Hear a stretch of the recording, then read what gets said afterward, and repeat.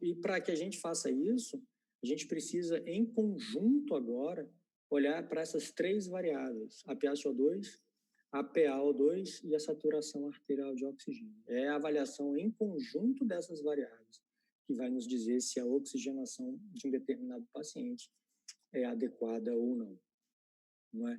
A gente se lembra lá da fisiologia que as doenças respiratórias, doenças pulmonares, melhor falando, elas podem alterar a relação ventilação-perfusão.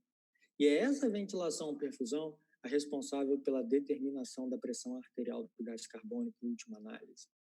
E como a gente sabe que o espectro da distribuição da relação VQ pode sair de áreas de shunt, não é?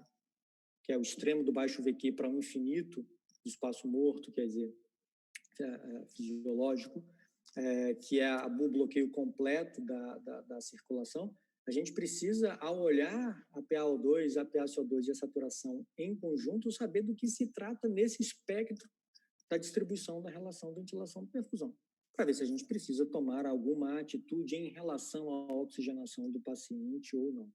Essa é a graça. E lembrar que as doenças pulmonares, todas, sem exceção, alteram em algum grau a relação ventilação-perfusão. E que os 300 milhões de alvéolos, cada um deles terá um valor da relação VQ. Mas o que a gente enxerga na gasometria é o conjunto desses 300 milhões. E a arte está em saber, bom, o que está preponderando aqui. A gente vai para frente. Se a gente olha para uma figura dessa, né, tendo uma representação muito simplificada do sistema, um modelo bicompartimental, a gente percebe que os dois alvéolos aí, eles trocam gás adequadamente. E quando a gente olha para a gasometria dele, olha lá, tem uma pressão de oxigênio lá na artéria de 100 milímetros de mercúrio, PaCO2 de 40 milímetros, saturação de 98%, parece que está tudo ok, porque os dois alvéolos estão trabalhando, estão trocando gás como devem. Agora, se a gente tem uma condição dessa daqui, em que um alvéolo tem a sua relação de ventilação-perfusão igual a 1, ou seja, está tudo certo, mas o outro não tem uma baixa da relação ventilação-perfusão, perceba que o que sai no sangue final, ou o que a gente analisa no sangue arterial, é uma PaO2 já reduzida, por conta do baixo VQ de um dos alvéolos ali. Mas essa PaO2, então, a gente fala, puxa, a PaO2 está baixa. Da onde vem esse distúrbio? E aí, saber qual distúrbio é determinante, a gente vai ver por quê. Então, quando a gente olha para a oxigenação, a gente está se perguntando se as trocas gasosas dos pacientes estão adequadas ou não. E se não estiverem adequadas, qual é o defeito que leva a troca gasosa a não estar adequada? E aí, a gente usa aqui uma equação para compreender esse fenômeno, que é a equação da pressão alveolar de oxigênio, que diz que essa pressão alveolar no oxigênio, ela depende da fração inspirada do gás, que multiplica a pressão barométrica menos 47, para a gente ter a pressão do gás seco, né, tirando o vapor d'água, menos a PaCO2, olha ela aí, dividido pelo quociente respiratório. Então, vejamos, um sujeito que ao nível do mar e ao ar ambiente tem um pH de 7,22, PaCO2 de 62, PaO2 de 62 milímetros de mercúrio também, bicarbonato de 10, saturação de 91%, algumas armadilhas podem nos esperar aqui. Se a gente olha para a saturação de 91% com o oxímetro de pulso, a gente pode pensar, bom, está saturando acima de 90, está tudo bem. As trocas gasosas estão adequadas. Mas não é bem assim, perceba. Esse paciente aqui, nesse exemplo, satura 91%, mas a PaO2 dele é de 62 milímetros de mercúrio. A primeira pergunta é, esse paciente tem hipoxemia? Sim ou não? Não é? E depois, se tem, será que esse paciente precisa receber oxigênio suplementar?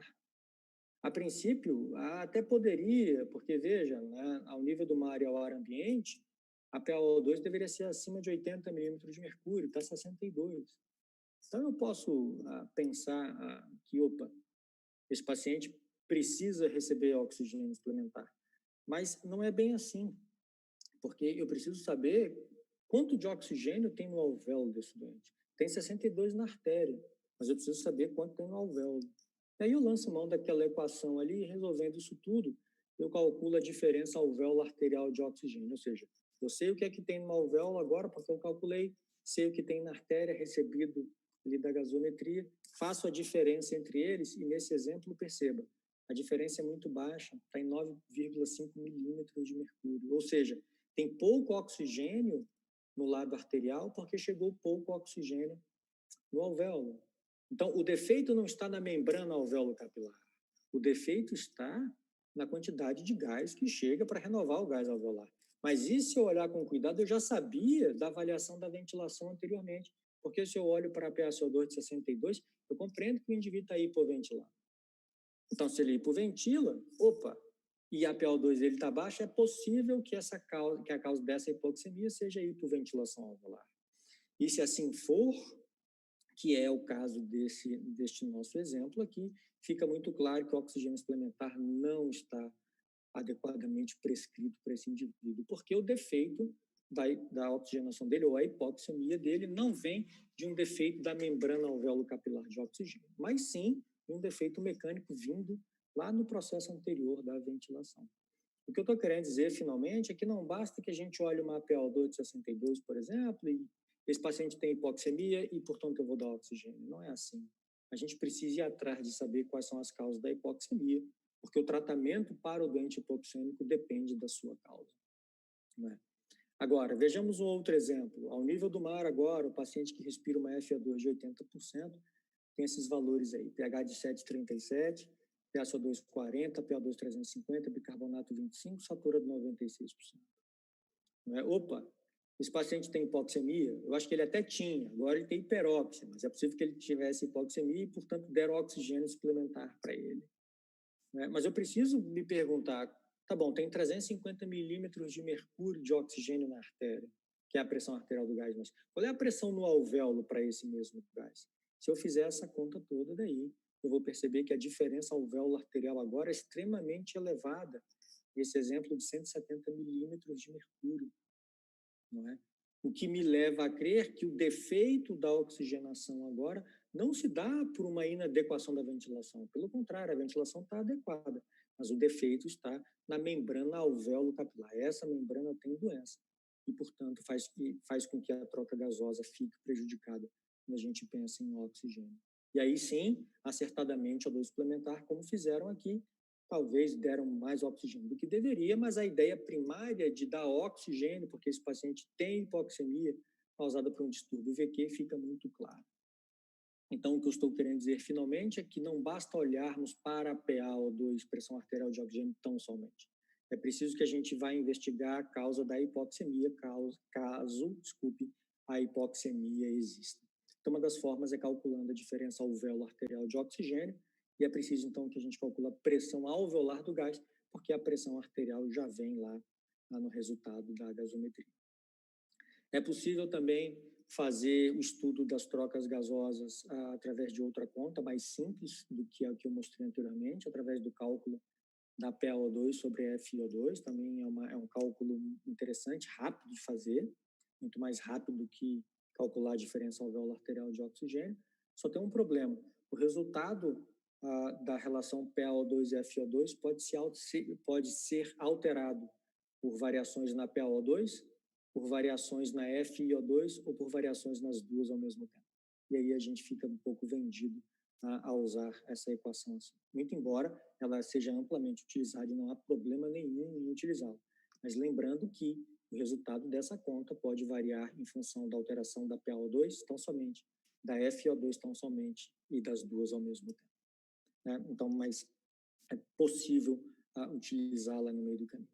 E ainda assim, a gente pode dar um passo um pouco mais à frente na oxigenação e não ficar restrito ao conceito da troca gasosa, e sim dar um passo e compreender se a quantidade de oxigênio ofertada à periferia ela é adequada ou não. E aí a gente lança a mão de outras variáveis, né? PaO2, a gente já viu, saturação arterial, saturação periférica, que é bem legal, e o conteúdo arterial de oxigênio. Dando nome aos bois, pressão arterial de oxigênio é a quantidade de oxigênio dissolvida no plasma. Ela é determinada pela pressão alveolar de oxigênio, me desculpe, e, sobretudo, pela relação ventilação-perfusão. Tá? E o seu valor independe das características da hemoglobina. Então, é a quantidade de oxigênio livre exercendo pressão nas artérias, que depende da relação ventilação-perfusão. Saturação arterial de oxigênio ela é determinada principalmente pela pressão arterial do gás e representa o percentual de oxigênio ligado à hemoglobina. Interessante. E o conteúdo arterial de oxigênio reflete a quantidade total de oxigênio no sangue arterial. É a soma do oxigênio ligado à hemoglobina, a saturação, com o oxigênio dissolvido, que é a PaO2. Não é? E aqui entra uma curva interessante, não é? A curva de dissociação da hemoglobina, e o uso do oxímetro de pulso vem bem a calhar nessa hora, né? Fazendo um parênteses, essa tecnologia do oxímetro de pulso é bem legal, né? Está cada dia mais barata, não é? É um exame indolor, é um exame que a gente usa com frequência, cada um de nós já deve ter um oxímetro no bolso, não é? E o que esse aparelho tem por trás dele é uma curva dessa daí. E o ponto nevrálgico dessa curva é 60 milímetros de mercúrio. Então, o que eu estou querendo dizer é que quando a gente coloca um oxímetro de pulso em alguém e a gente olha o valor da saturação de oxigênio, na verdade, o que a gente está querendo enxergar é o valor da pressão arterial do gás. Porque tendo essa curva em mente, perceba, quando a pressão arterial de oxigênio é de 60 milímetros de mercúrio ou maior que isso, a saturação é 90% ou mais. E aqui cabe um outro parêntese importante, uma armadilha. Muita gente acha que saturar acima de 90% está tudo bem. Não, saturar acima de 90% significa dizer que a PaO2 é 60 milímetros de mercúrio ou mais. Significa dizer que o doente pode estar hipoxêmico saturando bem. Então é preciso ter cuidado e parcimônia e, de fato, compreender o uso desse aparelho, né, o que esse aparelho de fato quer dizer. Então, a sugestão é que, uma vez que se utilize o oxímetro, não olhe tão somente para a saturação, mas olhe para a saturação querendo enxergar o valor da PaO2, da pressão arterial de oxigênio. Mas como é que você vai fazer isso? Lembrando dessa curva. E aí tem um bizu aqui, que é esse aqui, ó, 40, 50, 60, 70, 80, 90. Significa dizer o seguinte: se o sujeito satura 90% ou mais, a pressão arterial de oxigênio dele é de 60 milímetros de mercúrio ou mais. Se ele satura 80%, a PaO2 dele é em torno de 50 milímetros de mercúrio. E se ele satura 70%, a PaO2 dele está em torno de 40 milímetros de mercúrio. Então, a grande sacada disso daqui é use o oxímetro de pulso não olhando tão somente para a saturação, mas para a PaO2. E cuidado com as armadilhas desse número. De novo, saturar acima de 90% não significa dizer que está tudo bem. Se o sujeito tem 60 milímetros de mercúrio de pressão de oxigênio, ele vai saturar 90%, muito embora ele esteja hipoxêmico nessa condição. Tá bem? Então, cuidado com as armadilhas da saturação periférica do gás. É preciso conhecer esse aparelho, é preciso conhecer o que está por trás disso, que é a curva de dissociação da hemoglobina. E aí, então, chegamos nesse ponto, né, do transporte de oxigênio, que é o cálculo do conteúdo arterial de oxigênio. Esse primeiro termo aqui, a quantidade de oxigênio que está ligada à hemoglobina e que representa a forma mais eficaz de transporte do gás, enquanto que esse outro segundo termo aqui é o oxigênio dissolvido no plasma. A soma dele é o conteúdo arterial de oxigênio. Por que é legal saber disso? Né? Você, Ivens, que está muito implicado aí, por exemplo, e todos, né, implicados na mobilização passiva, precoce, ativa, o que quer que seja, quer dizer, bota o dente para andar e funcionar e tal. Muitas vezes a gente desconsidera o conteúdo arterial de oxigênio.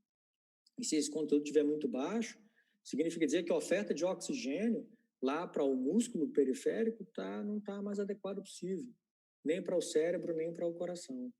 Então, muitas vezes o paciente pode relatar para você fadiga, né, vinda de um processo desse de transporte que não está adequado. Então, a oxigenação dele pode não ser a mais adequada possível. É preciso ter isso em mente também na hora da prescrição de atividades dessa magnitude. Enfim, não é? E o valor de normalidade desse número, então, é de 16 a 22 mililitros a cada decilitro de sangue.